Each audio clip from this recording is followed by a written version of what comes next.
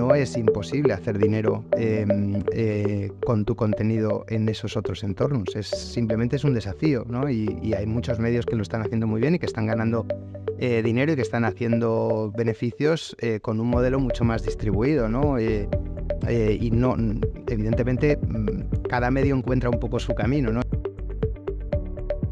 TikTok es una televisión, ¿no? Para mucha gente TikTok es la televisión, para mucha gente, sobre todo más joven, pues lo usan un poco así. Es curioso porque sí detectamos que hay más preocupación por cómo los algoritmos eligen las noticias, digamos, eso lo hemos detectado este año, pero curiosamente en realidad la gente está todavía más preocupada o un poco más preocupada por cómo eligen las informaciones y las noticias los seres humanos. Pues bienvenidos a Entre Medios, el podcast de Bisoci. Después del verano arrancamos temporada intentando hacer una foto a 2023 y viendo pues, qué nuevos retos nos plantea la relación entre los medios y la audiencia. Pues para ello nos hemos traído un referente de lujo que después de analizar el mercado nos va a dar seguro muchísimas claves. Pues sí, María. Eduardo Suárez actualmente es el jefe editorial de Reuters Institute y es un periodista con una amplia experiencia en diferentes medios de comunicación. Su trayectoria comenzó en el periódico El Mundo, donde estuvo casi 15 años y ocupó diferentes cargos. Estuvo de redactor en la redacción de Madrid, de España, y también estuvo como corresponsal en Londres, Nueva York y Bruselas. Ha sido miembro fundador del medio digital del Español y posteriormente trabajó como redactor en Univisión.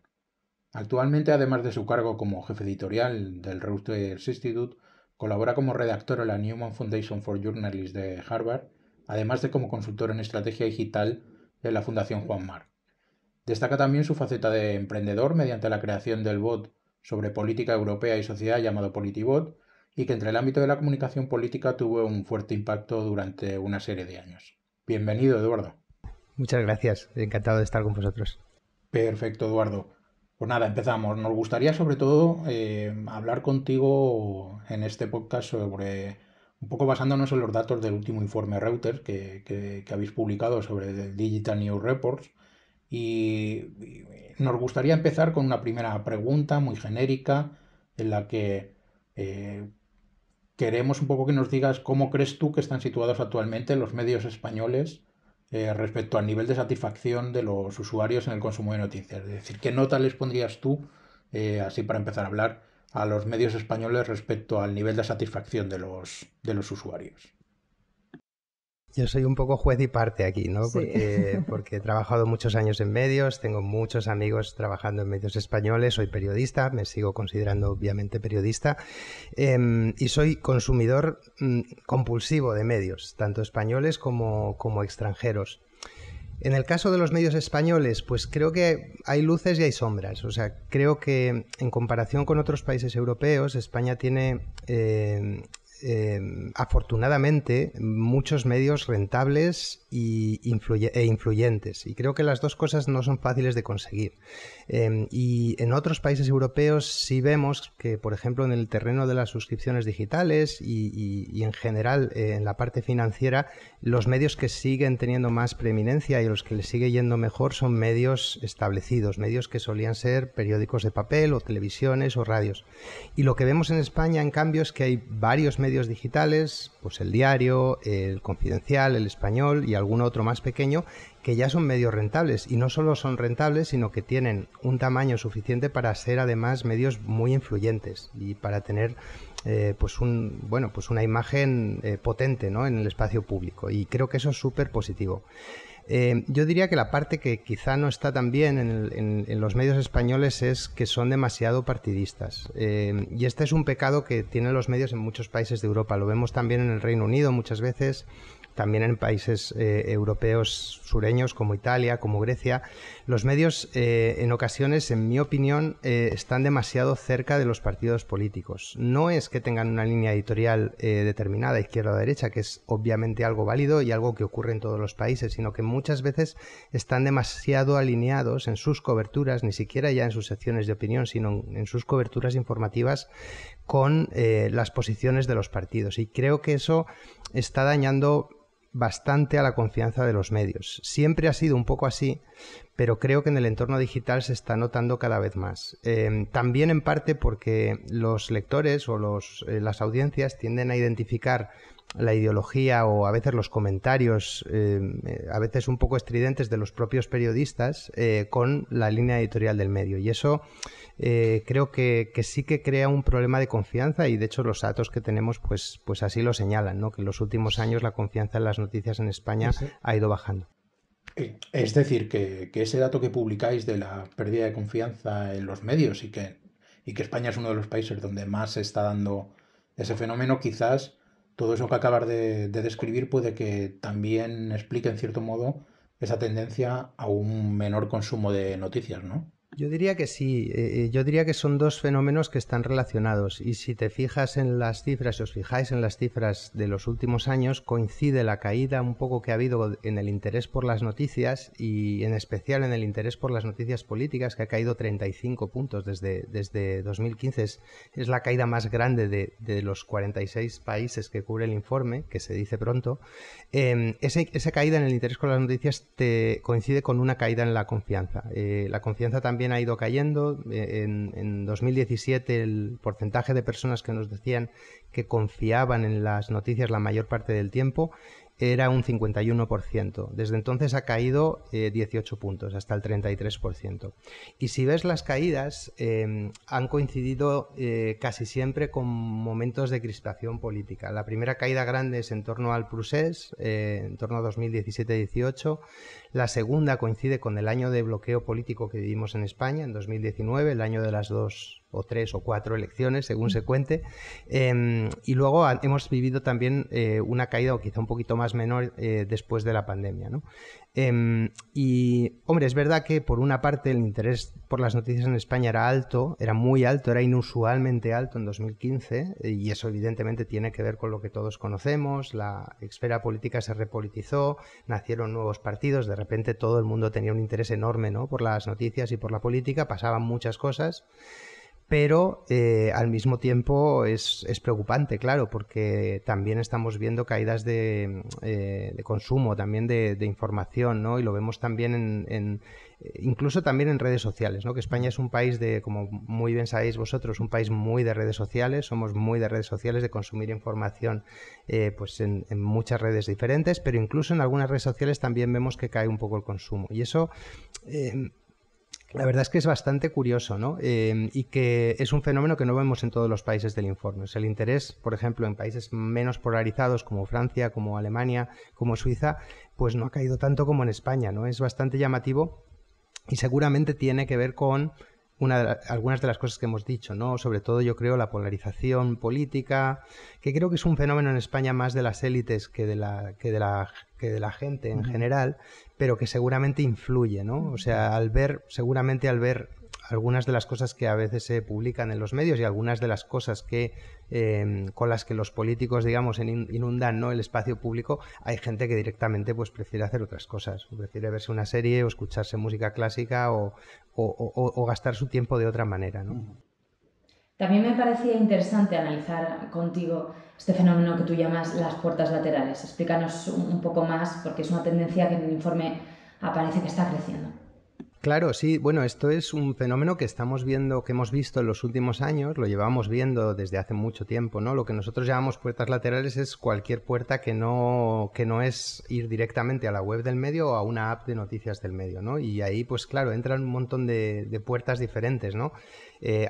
Hay otras apps en las que consumimos información, casi siempre las de las redes sociales, las aplicaciones de mensajería, y luego pues también pues tenemos el correo electrónico, que cada vez pues todos consumimos más información a través del correo electrónico, pero por supuesto los buscadores, que son súper importantes, y bueno, pues los usa un porcentaje muy estable de gente, o la gente que nos dice que los usa, en torno a un 30%, ¿no?, en casi todos los países, 25-30%, pero ahí está, o sea, todos buscamos en Google cuando queremos saber algo en concreto sobre alguna cosa, ¿no? Y luego pues otras cosas, ¿no? Hay agregadores, hay evidentemente las notificaciones estas del móvil y todo esto, ¿no?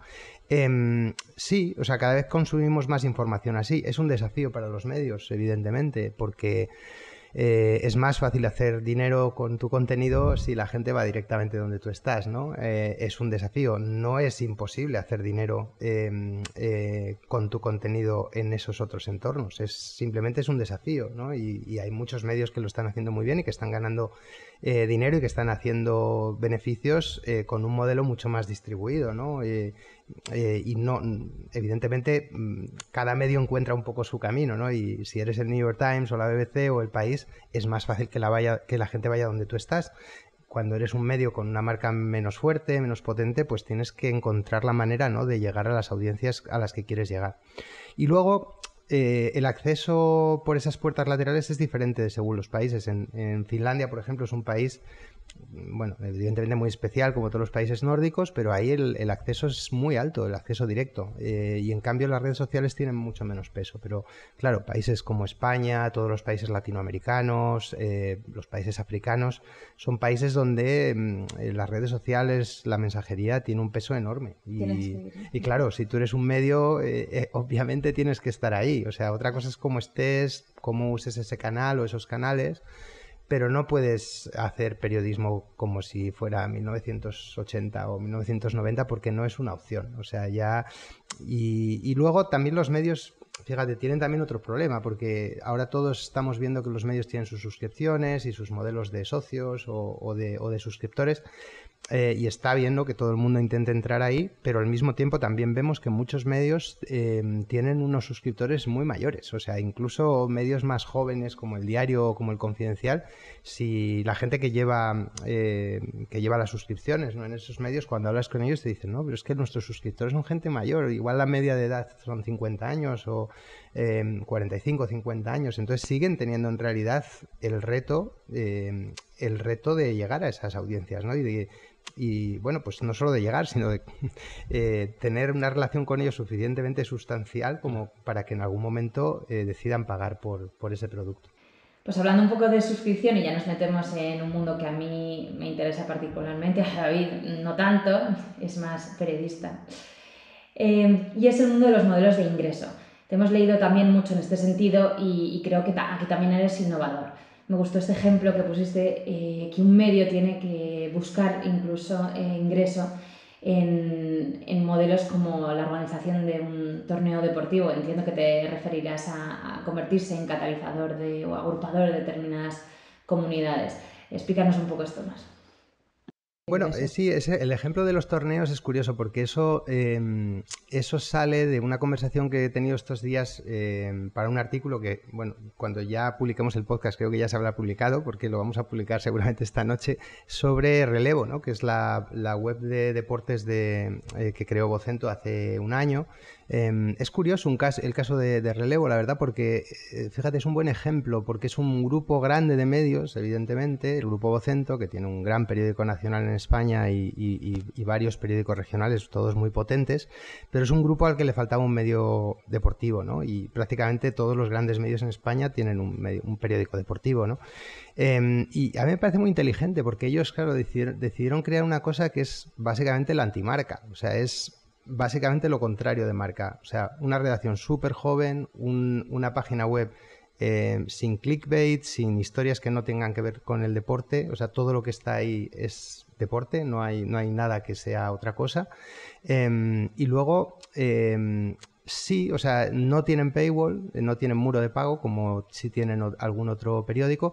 Y luego ponen mucho énfasis en las redes sociales y en hacer bien cada red social, en hacerla con el lenguaje de cada red social. Están en Twitch y en Twitch están para lo que hay que estar en Twitch, para cosas de directo. Por ejemplo, hacen muy bien el día de los fichajes, ¿no?, cuando se cierra el mercado de fichajes, todas esas cosas.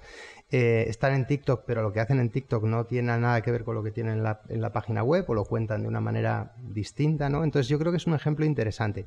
Y hablaba con ellos precisamente de esto de las vías de negocio, porque claro, al no tener un paywall, ¿de qué vive Relevo, no? Bueno, de momento evidentemente llevan un año, todavía pues es un medio que pierde dinero y que tienen su plan de negocio y bueno, pues están avanzando y tal. Pero bueno, una de las cosas que están probando, o sea, ahora mismo hacen dinero sobre todo de la publicidad y de los eventos, pero están intentando probar a organizar torneos. Entonces ellos, por ejemplo, van a organizar ahora un torneo ciclista profesional y luego también torneos aficionados. De fútbol femenino van a hacer ahora uno, que es uno de los grandes focos que tienen en la cobertura. Y bueno, pues es muy interesante. O sea, yo creo que los medios tenemos que intentar probar, ¿no? Y creo que esa es una historia que bueno, que durante mucho tiempo nos ha costado en los medios porque, bueno, pues al final un periódico hacía dinero con dos cosas, ¿no? Que era la venta en el kiosco y la publicidad, y era como todo sota caballo rey. Teníamos un producto nada más, en lugar de pensar en varios productos, que creo que también eso es súper revolucionario, ¿no? O lo fue en su día. Y yo creo que, pues sí, hay que empezar a pensar un poco también como han pensado otras industrias, ¿no? Otros sectores, porque, o sea, tampoco esto es, o sea, el periodismo es diferente en muchos sentidos, pero en otros sentidos somos una empresa más, ¿no? Las empresas hoy en día piensan de una manera más flexible, pues tienen productos diferentes, prueban, hacen un experimento aquí, funciona, no funciona, si no funciona pasan a otra cosa, no sé. Creo que esa mentalidad nos ha faltado durante algunos años. Yo creo que ya no, yo creo que ya todos los medios están un poco en esto, ¿no? Pero sí que nos ha costado entrar, ¿eh? Y yo creo que los gestores de medios ahí les ha costado un poco durante unos años. Hay muchos retos ponerse todavía. las pilas. Cuando explicabas el caso de Relevo, uno de los aspectos que comentabas era el cómo su redacción se tiene que adaptar a distribuir el contenido en diferentes plataformas, ¿no? Si tratamos el tema de la distribución combinado con las diferentes plataformas tecnológicas, creemos que hay un dato muy interesante que también publicáis en el informe, que es la tendencia durante los últimos años a que los usuarios cada vez utilicen menos referencias, menos medios como referencias informativas, ¿no? Si a eso se le une el surgimiento de nuevas plataformas como por ejemplo TikTok y a eso también le unimos otro dato que incluís en el que en este tipo de plataformas hay ya un porcentaje relevante de usuarios que cada vez se utilizan más como referencia informativa, no tanto a los medios, sino a personalidades o a incluso personas anónimas. Nos gustaría que nos dieras un poco tu visión de cómo está, qué es lo que está sucediendo ahora mismo con el hecho de las referencias informativas dentro de esas plataformas, porque creemos que es un tema que puede ser bastante interesante. Vamos, es lo más fascinante que está ocurriendo ahora mismo en medios en todo el mundo, ¿no? Obviamente, el fenómeno de TikTok, que bueno, pues bueno, en cierto modo llegó un poco de la nada, ¿no? Pero ahora mismo es muy interesante porque y también creo que es un poco diferente de otras redes sociales, fíjate, porque no es exactamente una red social, o sea, hay que decir, la gente no está en TikTok para hablar con otra gente en general. Siempre repetimos mucho, nosotros somos sí. un poco pesados, plataforma. Claro. Cuando hablas con la gente de TikTok, con los que trabajan en TikTok, ellos continuamente es como un mantra que tienen, que ellos no se venden como una red social, sino como una plataforma de entretenimiento. Pero es que fíjate que yo creo que es así. O sea, ayer de hecho justo leía un paper que salió ayer o antes de ayer, que el título es exactamente eso, TikTok as TV. O sea, TikTok es una televisión, ¿no? Para mucha gente TikTok es la televisión. Para mucha gente, sobre todo más joven, pues lo usan un poco así, ¿no? Incluso ayer me contaba una compañera, de hecho, en el trabajo, que hay hasta un fenómeno un poco de gente que incluso hasta cuelga películas o trozos de películas en TikTok y ve un poco las pelis así, ¿no? Es algo diferente, ¿no? De lo que era Facebook en su día, que era una cosa que bueno, pues ya nadie usa Facebook, o casi nadie de mi edad hacia abajo, ¿no? Pero bueno, pues que usabas para hablar con tus amigos, para ver las fotos de tus sobrinas, cosas así, ¿no?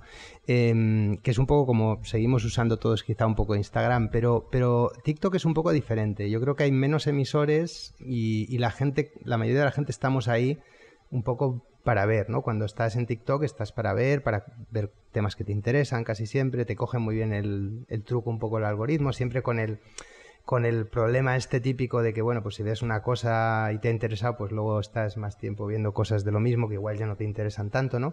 Pero la verdad es que es una red muy curiosa y lo que hemos visto, claro, una cosa es TikTok en general y otra cosa es TikTok para periodismo, que claro, obviamente TikTok En TikTok hay de todo, hay muchas cosas que no son periodismo, pero sí que en los últimos años estamos viendo, 2-3 años, cómo la gente lo está usando cada vez más para informarse, o por lo menos nos dice que lo usa para informarse. Evidentemente el informe que nosotros hacemos está basado en encuesta, es una encuesta, con lo cual es lo que la gente percibe que son noticias. No sabemos si son noticias elaboradas por medios o si son noticias contadas por influencers o por gente corriente, pero el caso es que la gente sí tiene la consciencia de que están informándose en TikTok.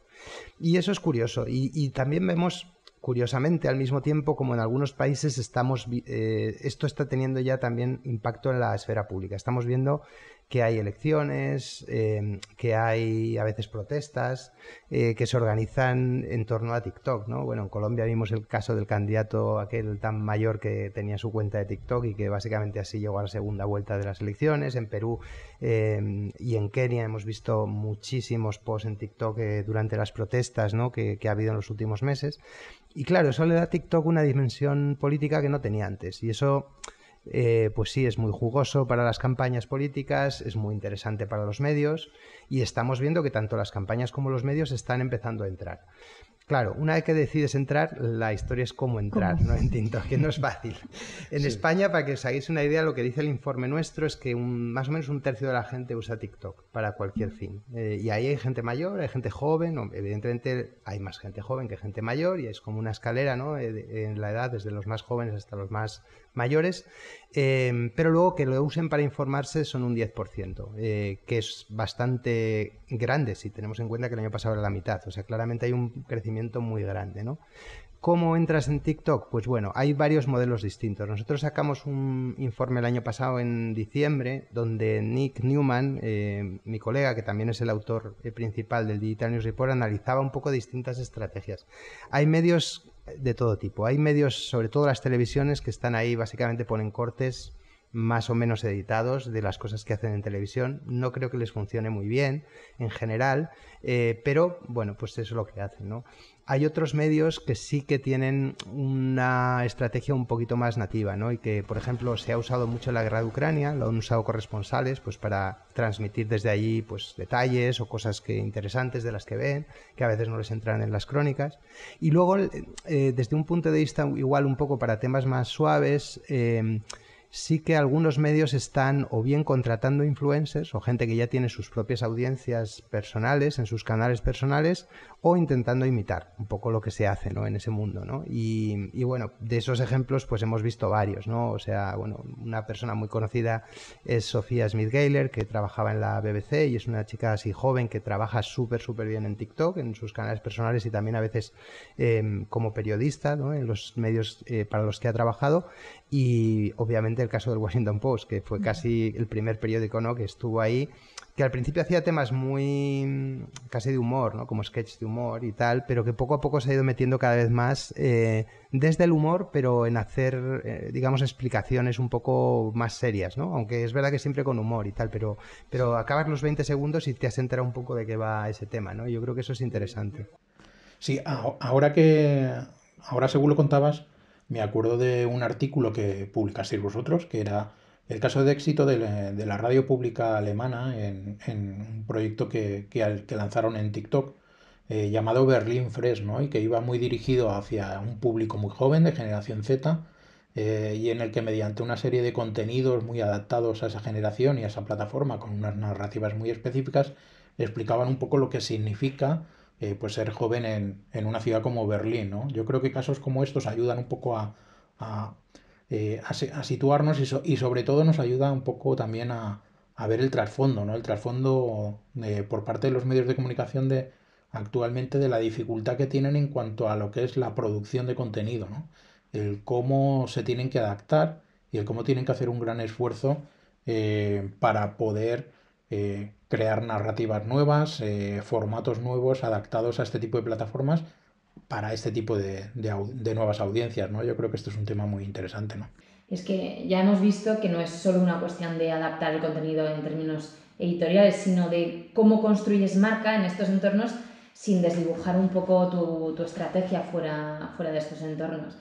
Por eso yo creo que el caso del Post es paradigmático, porque creo que ha logrado mantener esa posición dentro, usando el lenguaje de la propia plataforma, pero creo que no es nada fácil. Es súper complicado y creo que es una de las cosas, porque claro, y de las más importantes también, porque sobre todo cuando tu audiencia está en tantos sitios distintos, o sea, la gente tiene que ver lo que eres de alguna manera, o sea, porque no estás en sitios diferentes, ¿no? Entonces, y a la vez tienes que hacerlo manteniendo un poco un lenguaje que la gente pueda entender ahí, porque claro, la gente más joven, pues no, o sea, si llega alguien, digamos, pues leyendo un artículo del Washington Post, no lo va a escuchar, no le va a interesar. Por eso es complicado, pero sí que, o sea, yo creo que en el mundo este tan fragmentado en el que vivimos ahora, y donde tu marca está en tantos sitios distintos, tienes que conseguir no sé, algún tipo de identidad, incluso cambiando, modulando el lenguaje, pero tienes que significar algo, ¿no? Y eso es muy complicado de hacer. A veces también yo creo que hay visiones cortoplacistas, que es verdad que hay un reto en TikTok todavía y es la monetización de los contenidos. En Instagram ya es algo que está mucho más sólido para los medios, pero en TikTok todavía no, y a veces yo creo que tenemos esa visión más cortoplacista de que todavía no renta mantener equipos, sí, es una apuesta que es un poquito más a medio largo plazo, pero... Lo iba a mencionar antes, obviamente, claro, o sea, cuando hablamos con medios, cuando hacemos los informes allí, claro, muchas veces nos hablan de esto, ¿no? Porque, bueno, pues al final los recursos en los medios, como sabéis, son muy limitados siempre. Claro, las personas que llevan redes en cada medio, o comunidades, o plataformas, o como se quiera llamar, pues son limitadas. Entonces tienes siempre que elegir el tiempo que dedicas a YouTube, o el tiempo que dedicas a Twitch, o el tiempo que dedicas a Facebook, si todavía tienes Facebook. Y claro, el tema de TikTok es complicado porque todavía cuesta monetizar. Es cierto que ya hay experiencias, o sea, hay gente que está haciendo branded content en TikTok, de hecho el caso de Relevo es muy paradigmático en eso, lo están haciendo bastante bien, pero claro, sigue siendo un desafío. Es una web donde no puedes meter ningún enlace, donde, bueno, pues sí, puedes meter algún anuncio, te puedes, yo qué sé, salir con una camiseta que ponga algo. Pero es muy difícil, es complicado. Pero bueno, este dilema lo hemos tenido con todas las plataformas. O sea, con Instagram pasaba lo mismo y bueno, hasta cierto punto pasa, ¿no? Porque bueno, hay enlaces, pero son de aquella manera, ¿no? Pero todo el mundo, o sea, al final los medios han encontrado la manera de hacer dinero en las redes. O sea, yo creo que al principio no es sencillo, en unas es más fácil que en otras. Pero no estar no es una opción, o sea, vamos, no sé, salvo que seas un medio como muy especializado de algo que no tenga nada que ver con nada, ¿no? Con nada, digamos, de la esfera pública, pero si eres un medio más o menos generalista tienes que estar en las redes. Pero sí, tienes que pensar muy bien en qué redes estar y cómo estar, y cómo vas a hacer dinero de eso, claro, no porque bueno, o cómo se alinea eso en tu estrategia. Igual no estás haciendo dinero en particular con lo que haces en TikTok, pero igual eso sí te ayuda de alguna manera pues a llegar a ese público, o de alguna manera que conozcan tu marca para cuando sean un poco más mayores, ¿no? Que eso también, pues a medio plazo también es importante. Mencionabas antes también algo que es muy de redes, y es el algoritmo, ¿no? A veces el autoritarismo, ¿no? del algoritmo en cómo sirve el contenido. Y había datos bastante interesantes en el informe acerca de este algoritmo, de cómo es la curación de contenido, porque a la vez estamos viviendo también en que se empieza a haber una pérdida de desconfianza en este tipo de curaciones de contenido. A mí me interesa, tú has dicho que eres un ávido consumidor, ¿no? De todo tipo de medios. ¿Cómo es tu curación de contenidos? ¿Cómo tienes un sistema, estrategia? Y luego pedaleamos un poco sobre... Debería tenerlo un poco mejor. Bueno, todos al final tenemos poco tiempo, ¿no? Pero bueno, el poco tiempo que tengo, pues yo en concreto... o sea, lo que siempre suelo leer, digamos, por las mañanas siempre suelo leer El País. Soy suscriptor del País y suelo mirar lo que lleva El País. Casi siempre miro también lo que lleva El Mundo, que bueno, le tengo mucho cariño porque es un periódico que al final trabajé mucho tiempo y casi siempre lo miro también. Luego miro un poco lo que hay por Twitter, que bueno, cada vez se encuentra menos, la verdad, porque desde que ha llegado Elon Musk es una plataforma un poco complicada para todo el mundo, pero también para los consumidores de noticias. Y luego también estoy suscrito a bastantes newsletters, y sobre todo para temas, digamos, más profesionales de medios, pues me miro las newsletters del Nieman Lab, de Columbia Journalism Review, y luego también estoy suscrito a otros medios, pues al New Yorker, al Atlantic, pero esos los leo más un poco cuando tengo un rato más largo para leer, ¿no? Más que más que digamos por rutina, ¿no? Pero yo creo que, claro, o sea, la rutina que puedo tener yo es muy diferente de la que puede tener, digamos, el consumidor tipo en España de noticias, y eso a veces se nos olvida a los periodistas sobre todo, ¿no? O sea, la gente consume de una manera mucho más influida por los algoritmos de lo que lo hacemos las personas más informadas, ¿no? O sea y eso es un reto añadido, claro. O sea, el gran reto que tenemos los periodistas y los medios es llegar a la gente que está más desconectada de las noticias. Que, bueno, pues ve las noticias igual cuando entra en Instagram o en Facebook para otra cosa, pues le sale de repente por ahí algo que ha compartido un amigo y esa es su relación con las noticias. O de repente tiene la radio puesta y escucha un boletín de noticias, pero de una manera un poco ahí a lo lejos, ¿no? Y yo creo que los periodistas deberíamos de verdad pensar un poco más en esa gente. Yo creo que la mayoría de los productos en España siguen estando muy centrados, o bueno, las coberturas siguen estando muy centradas en la gente más enganchada, ¿no? Y también yo lo entiendo, o sea, si tú eres un redactor jefe del País o del Mundo o del Diario o del Confidencial, quieres sobre todo llegar a la gente que en algún momento puede pagar por la información, y claro, la gente que puede pagar con la información o la gente que puede estar más cerca, digamos, de lo que haces o más enganchada, es precisamente la gente más enganchada a la información, con lo cual se crea un círculo un poco vicioso en el que los medios servimos cada vez más y cada vez mejor a la gente que está mejor servida en realidad.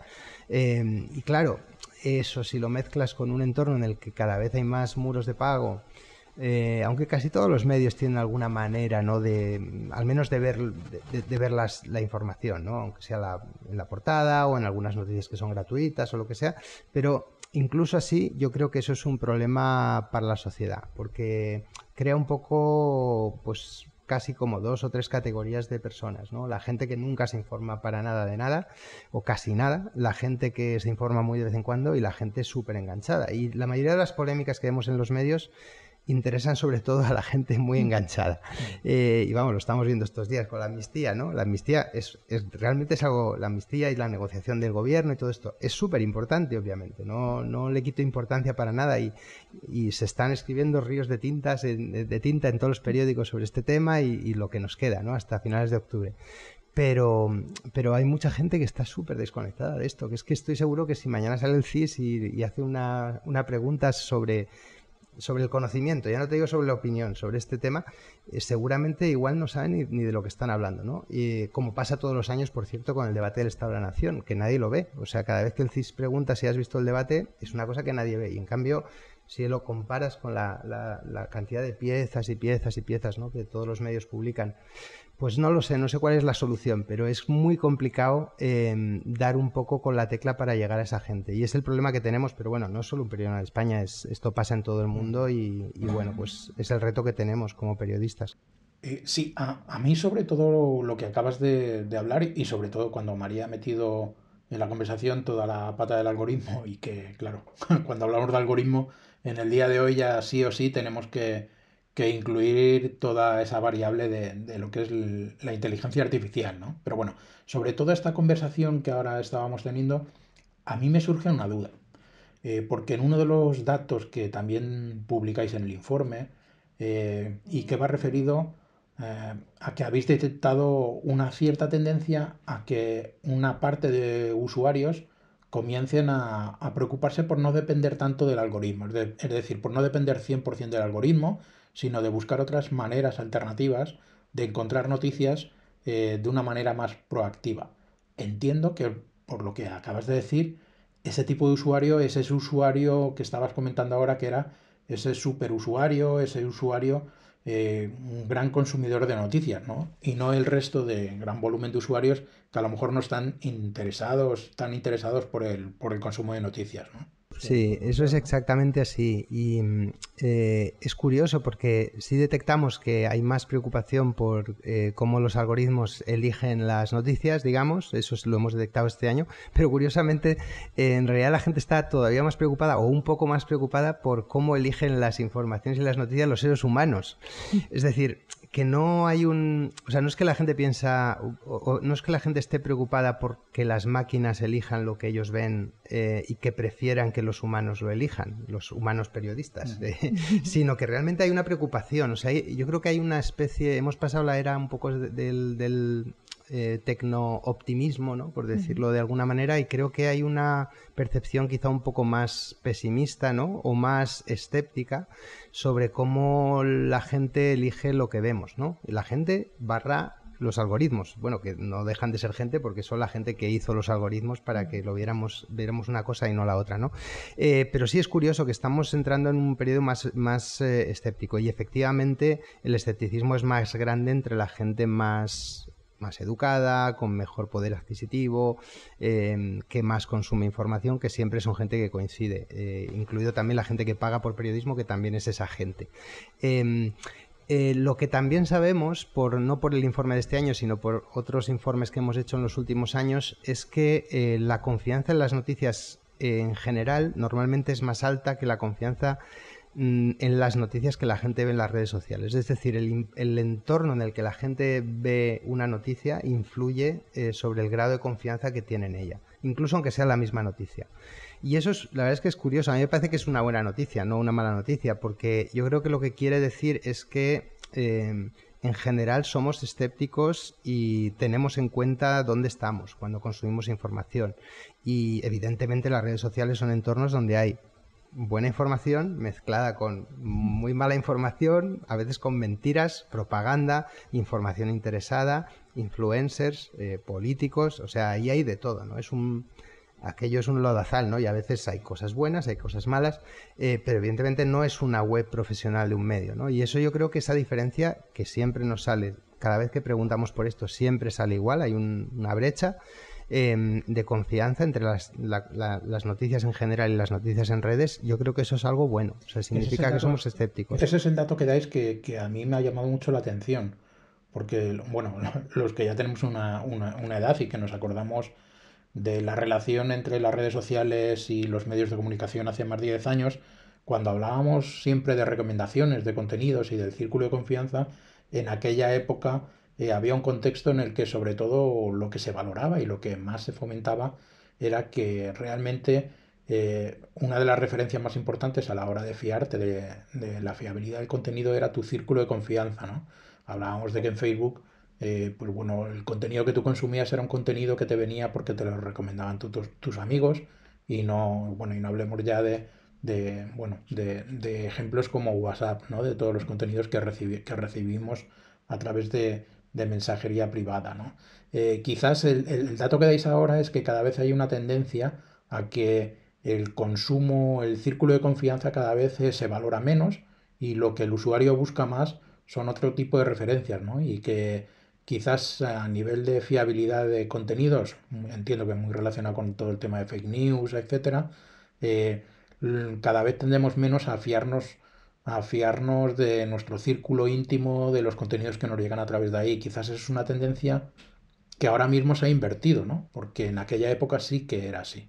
Fíjate que yo creo que sí, y de hecho puede que parte de culpa la tenga la pandemia, porque yo creo que en la pandemia, claro, o sea, yo creo que todos vivimos en sociedades, por fortuna, en sociedades avanzadas, relativamente ricas, donde no tenemos grandes problemas, la mayoría de nosotros, por suerte, y eso... Y de repente llega la pandemia, ¿no? Y la pandemia, yo creo que vivimos todos la información de una manera como muy intensa, ¿no? Porque de repente la información era una cuestión de vida o muerte. O sea, tenías que saber cómo te contagiabas, qué cosas tenías que hacer, qué cosas estaban abiertas, cuando llegó la vacuna, cuándo se daba la vacuna, por qué estaba probado que funcionaba, todas esas cosas, ¿no?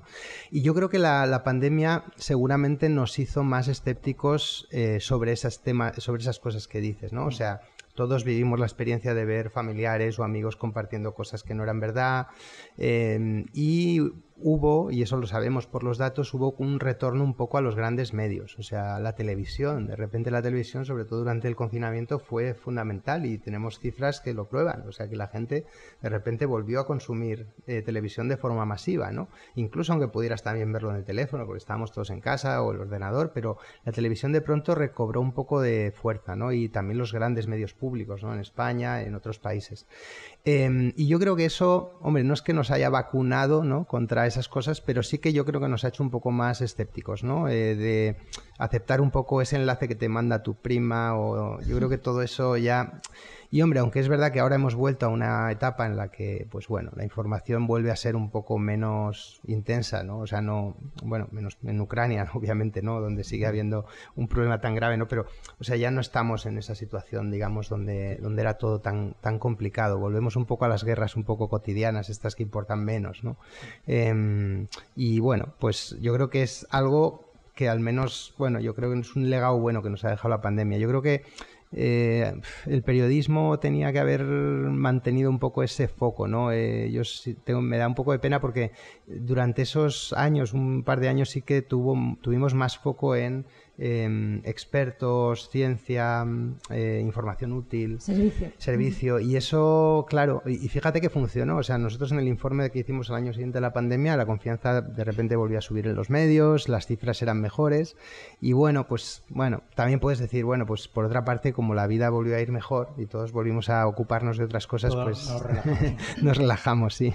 Bueno, pues para ir ya cerrando la conversación, que llevamos un buen rato, yo me quedaría con esa idea positiva, que es que somos gente escéptica, ¿no? Bueno, quizá mejor decimos gente con criterio. Yo creo que sí, o sea, yo de verdad soy muy optimista ahora mismo sobre los medios, ¿no? Lo hablábamos antes. En España, si hubiéramos hecho este podcast hace 10 años, por decir algo, fíjate, hace 10 años, en 2013, ¿no? Todavía estábamos casi en mitad de la crisis, los medios no teníamos un modelo de negocio claro, no estaba nada claro que fuéramos a escapar de aquella espiral tan terrible de recortar más empleo y hacer un peor producto y entonces tener que recortar todavía más empleo. No, había una espiral muy mala. Y a partir de la pandemia, un poquito antes de la pandemia, pues al final nos hemos convertido en un país europeo normal. En los países europeos de nuestro entorno, en todos hay medios a los que les está empezando a ir bien, ¿no? Pues Le Monde tiene más de 400.000 suscriptores digitales ya. En Italia, que es un país bastante atrasado en medios y en muchas cosas, pues ya empieza a haber también medios rentables. En Alemania, por supuesto, incluso en Polonia o en Portugal. Somos un país más, ¿no? Y hace 4 o 5 años nadie cobraba por periodismo en España. Ahora todos los medios, prácticamente todos los medios, tienen su pequeño trocito de la tarta, ¿no? de suscripciones, de ingresos por suscripciones, y a la vez siguen teniendo ingresos publicitarios y por otras vías, y en general somos un país, bueno, donde los medios tienen una potencia bastante bien, la verdad. Vamos a estar muy atentos al siguiente informe, que si no me equivoco hablará más sobre tendencias, ¿no? Bueno, sí, tenemos en enero, sacamos siempre, que esté pendiente a la audiencia, sacamos el informe sobre tendencias en medios, siempre lo sacamos en el mes de enero, así que a principios de enero, pendientes de la página del instituto, y bueno, pues a finales de septiembre también vamos a publicar ahora enseguida un informe súper interesante también sobre pago por noticias y por qué paga la gente por noticias, cómo paga la gente por noticias. Os recordamos que estamos en el podcast Entre Medios de Bisoci y que estamos, la verdad, manteniendo una conversación muy reveladora, ¿no? Con Eduardo Suárez, jefe editorial del Instituto Reuters. Y para ir ya finalizando esta conversación, vamos a preguntarte sobre algunos aspectos algo más técnicos que afectan a los medios y al consumo de sus contenidos por parte de los usuarios. Y esos aspectos que nos gustaría un poco hablar en este último bloque es el que va referido a la producción de formatos de consumo de noticias, ¿no? En el informe dais una serie de datos muy interesantes, como por ejemplo que los usuarios que todavía están muy interesados en el consumo de noticias a través de ámbitos digitales, pues prácticamente el 50%, la mitad de los usuarios todavía utilizan mucho el formato texto para consumir noticias en digital, ¿no? En cuanto al formato audio o los podcasts, hay un dato, la verdad que muy interesante en el informe, y es que el dato que dais de nuestro país, España, como un país puntero en el nivel de consumo de formato audio si lo comparamos con el resto de 45 países sobre el que hacéis este tipo de informe, ¿no? Y en cuanto al formato vídeo, pues indicáis que ya desde hace una serie de años ya pues todo el mundo, todo el ecosistema digital tiene pues bueno, tiene muy en mente la importancia cada vez más del formato vídeo a la hora de consumir contenidos de noticia, pero sí que también nos gustaría incidir un poco en que, sobre todo dentro del formato de vídeo, el formato de vídeo vertical está adquiriendo cada vez más un mayor protagonismo, ¿no? Y quizás todo esto proveniente de, pues bueno, del tipo usuario, el perfil de usuario más proveniente de redes sociales que desde hace ya una serie de años, sobre todo a través de plataformas como Instagram, ya llevan haciendo un consumo masivo de vídeo en formato vertical. Lo que nos gustaría es que nos dieras una opinión tuya, la visión que tienes sobre el nivel que tienen ahora mismo los medios de comunicación, el nivel de adaptabilidad a este tipo de formatos de contenido de noticias. Sí, el vídeo vertical es fundamental ahora. Y lo que estamos viendo, que hemos hablado mucho sobre redes sociales y tal, pero lo que estamos viendo ahora mismo, yo pienso, lo que refleja el informe es un cambio de paradigma en las redes sociales. O sea, estamos viendo cómo hay redes sociales que llevan muchos años que están yendo hacia abajo en consumo informativo. La principal es Facebook, aunque sigue teniendo todavía fuerza en muchos países. Y al mismo tiempo estamos viendo cómo van hacia arriba todas las redes que tienen un elemento de más audiovisual, que tienen una audiencia más joven, pues llámese Instagram o TikTok o incluso YouTube, que tiene también ahora sus shorts, que son, bueno, una cosa bastante parecida, ¿no? Y evidentemente ese formato es el formato ahora mismo que más está pegando, ¿no? No solo en información, sino en general, ¿no? En esas plataformas. Y evidentemente, si yo estuviera ahora mismo en un equipo, ¿no?, de redes sociales, en un medio, estaría pensando muy bien qué hacer con ese formato, porque no parece que eso se vaya a pasar, vamos, es algo que ya lleva bastante tiempo. No va a ser una moda. Eso es, sí, parece que ya está bastante tiempo, incluso se está imitando en varias plataformas, con lo cual seguramente es algo que está aquí, ¿no? Y tiene toda la lógica, todos tenemos un teléfono en la mano todo el rato y el teléfono lo tenemos siempre puesto en modo vertical, no lo tenemos en modo horizontal, con lo cual obviamente como pasamos tanto tiempo con nuestros teléfonos, ¿no? Y en España, fijaos, el porcentaje, ¿no?, de consumo de información a través del teléfono es gigante, es uno de los países más grandes del informe, ya no me acuerdo si es el 78 o el 80%, es enorme, ¿no? Con lo cual obviamente es un formato que tenemos que trabajar y trabajar bien. Bueno, sobre cómo hacer vídeo vertical, pues hay muchos ejemplos por ahí, ¿no? Pero bueno, mucha gente está probando con piezas explicativas, mucha gente está probando con piezas que incorporen un poco el humor. Cada vez estamos yendo a vídeos un poco más largos, que es algo curioso, porque empezó la cosa con una cosa muy cortita y de repente pues ya TikTok cada vez admite vídeos más largos y otras plataformas también se están metiendo ahí, Twitter y otras, o sea que seguramente vamos también a un poquito más largo y evidentemente es una dificultad sobre todo para medios audiovisuales que tienen en su ADN hacer cosas horizontales y tal, y de repente, claro, es como, bueno, como nos pasó a los periodistas de papel, que de repente un día para otro tenías que hacer cosas que no sabías hacer, ¿no? Y bueno, pues requiere formación, requiere pensarlo bien, requiere seguramente asesoramiento, y todo eso es súper importante. Sobre el audio que comentabas antes, pues sí, España es un país muy de audio, yo creo, pero de toda la vida. Y bueno, cuando nos responden, recuerdo que el informe son encuestas, entonces claro, la gente responde podcast, pero muchas veces también son seguramente personas que escuchan la radio. Yo escucho todos los días la radio en el móvil, en las apps de Radio Nacional o de la BBC, y seguramente si me preguntan pues hubiera marcado la casilla de podcast, porque es un poco eso, ¿no? Es un podcast que escuchas después o a veces lo escuchas en directo, ¿no? Pero sí, es un país muy de podcast. Y en general lo que vemos es que, y esto es curioso, el consumo de podcast ha subido bastante en los últimos años. En cambio, el consumo de podcast informativos se ha mantenido bastante estable. Yo creo que hay un poco de burbuja en los medios con los podcasts. Dicho eso, es lógico que los medios hagan podcast, porque sobre todo los periódicos, para los periódicos es una forma muy fácil y relativamente barata de tener una relación periódica con sus suscriptores o con sus lectores más fieles. Entonces es súper valioso. Si tú consigues que una porción, aunque sea muy pequeñita de tu audiencia, se enganche a tu podcast por las mañanas, como el que tiene El País ahora o que tiene El Diario o El Mundo, es realmente muy valioso, porque de repente es un poco como reproducir el ritual este de leer el periódico por las mañanas. Tienes ahí un cuarto de hora con alguien todas las mañanas, está escuchando tu marca, si está suscrito lo valoras, si todavía no está suscrito le estás diciendo que se suscriba.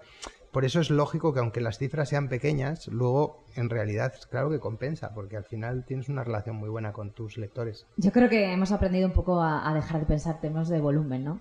Bueno, yo creo que también hablando de longitud, ¿no? De vídeo, se nos ha ido un poquito el tiempo, y así para cerrar, veremos, estamos hablando de audio, estamos hablando de vídeo, podcast. ¿Veremos alguna de estas tendencias en el próximo informe? Adelántanos tus dos apuestas, así, líneas principales. Así. Bueno, sí, no sé, está Nick con ello ahora, vamos, sí, todavía le quedan unos meses, pero a ver, no, lo que está todo el mundo hablando, lo ha mencionado antes David, pero de lo que estamos todos hablando, porque bueno, pues nos sorprendió, ¿no?, a todos mucho, ¿no?, cómo se lanzó ChatGPT en su día y todo esto, es de la inteligencia artificial generativa, ¿no? O sea, no la inteligencia artificial más en general, que siempre ha estado ahí, ¿no?, y con la que pues hacemos cosas como transcribir las entrevistas, gracias a Dios, traducir muchas veces, ya puedes traducir bastante fácil ahora casi con cualquier herramienta de estas digitales. Todo eso ya estaba ahí, la inteligencia artificial ya lo hacía, incluso a veces pues ayudarte a limpiar bases de datos, cosas así, eso ya estaba. Pero obviamente, o sea, lo que hemos visto con ChatGPT, por ejemplo, en cuestiones de texto, o con DALL-E o con cualquier herramienta de estas de creación de imágenes o de ilustraciones, es realmente fascinante, ¿no?, las posibilidades que abre para el periodismo. Estamos empezando a ver cada vez más experimentos, casi todo el mundo va con pies de plomo en esto, obviamente, porque claro, es periodismo y el periodismo requiere comprobaciones, requiere publicar cosas ciertas y cosas ciertas que además sean nuevas, y entonces usar estas herramientas, yo creo, casi todo el mundo va a experimentar y ya está experimentando. Hemos visto, bueno, no sé si visteis que era muy gracioso, el New York Times hizo para San Valentín, básicamente el ChatGPT, o sea, lo programó para que el ChatGPT te escribiera una carta para tu pareja, entonces la podías escribir como si fueras su ex, como si fueras su suegra, como si fueras, o sea, habría como varias, o en plan enfadado, o en plan bien, o en plan cursi, o sea, era muy curioso porque te daba como bastantes opciones. Entonces, ese tipo de experimentos con cosas, digamos, que no son cosas de comer, entre comillas, que no son cosas de información dura, los vamos a ver, lo estamos viendo ya. BuzzFeed está haciendo como trivials de estos así automáticos, guías de viajes, por ejemplo. Es un poco, están usando la inteligencia artificial para ver un poco la intersección entre las ciudades a las que va mucho la gente, pero de las que hay menos contenido, ¿no? O sea, yo qué sé, pues igual Basilea en Suiza, o por decir algo, o Trieste, o sea, cosas que no están tan trilladas, ¿no? Y de repente, un poco viendo lo que hay, pues cogen la inteligencia artificial y hacen piezas, bueno, tampoco son muy buenas o lo que sea. Experimentas mejor con gaseosa, ¿no? Como decía mi abuelo siempre. Pero claro, luego cuando te metes en la información dura, pues claro, o sea, es muy complicado ahora mismo, también por cómo está concebido concebidos algunos de estos modelos, que ni siquiera están entrenados con información actual, ¿no? Luego para los medios hay otra vertiente, bueno, está toda la vertiente del copyright y todo esto, que es muy peligrosa, muy complicada, ¿no? Porque claro, pues hay ilustradores que si tú vas a alguno de estos modelos y le pides una ilustración en el estilo de no sé qué artista, pues te la hace. Y claro, el artista tiene su propia propiedad intelectual y puede decir, oye, pero es que esta ilustración se parece a una de estas que he hecho yo, ¿no? Eso es complicado. Y luego para los medios también, al mismo tiempo, pues claro, es un desafío curioso, ¿no? Porque tú imagínate, tienes un periódico que lleva publicando, pues el ABC, por ejemplo. El ABC lleva publicándose 100 años o los que sean, ¿no?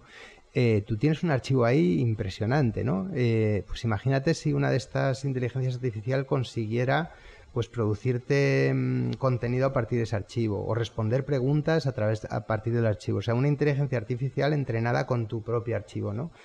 pues eso también pues puede abrir alguna vía interesante. En Asia, por ejemplo, pues ya estamos viendo presentadores, están clonando a los presentadores. O sea, no es que digamos que hagan una imagen artificial de un presentador, no, es como si tuviéramos aquí a Franganillo y entonces lo clonas, entre comillas, digitalmente, y entonces tienes un Franganillo que te puede dar las noticias a las 3 de la mañana o a las 5 de la mañana sin estar en la redacción. Simplemente pues alguien del redactor le pone el texto cuando pasa algo, terremoto en Marruecos, lo que sea, y tienes ahí a Franganillo dando las noticias.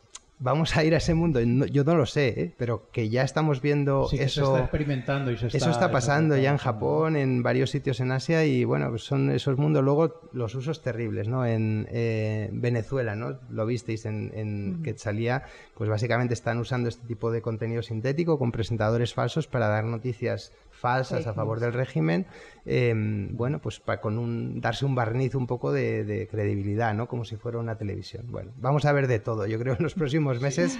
Y bueno, por otra parte, también, a veces somos muy apocalípticos y tal, pero yo creo que al final la gente es más lista de lo que pensamos. Yo soy un gran creyente en eso. O sea, yo creo que no somos actores, o sea, todos tenemos una cierta agencia, todos somos más listos de lo que creemos. O sea, y bueno, pues sí, habrá una época seguramente un poco caótica donde de repente veremos cosas raras o de repente nos engañarán, lo del Papa, ¿no? Vestido de Balenciaga y todo esto, pero seguramente en algún momento volveremos a adaptarnos y a distinguir, porque el ser humano se adapta un poco a todo. Bueno, Eduardo, pues vamos a acabar ya esta conversación, que la verdad que ha sido muy interesante. Creo que te vamos a ir fichando ya para otros podcasts a medida que vayan surgiendo diferentes informes tan interesantes que publicáis en el Instituto Reuters, porque la verdad que son muy, muy interesantes y muy útiles a la hora de situarnos en el contexto siempre en el que vivimos de los medios de comunicación y lo que es todo el ámbito digital. Nada, muchas gracias, Eduardo, por haber participado. Esta es tu casa y nada, nos vemos en breve. Muy bien. Y atentos al siguiente. Muchísimas gracias. Gracias. Adiós. Hasta luego.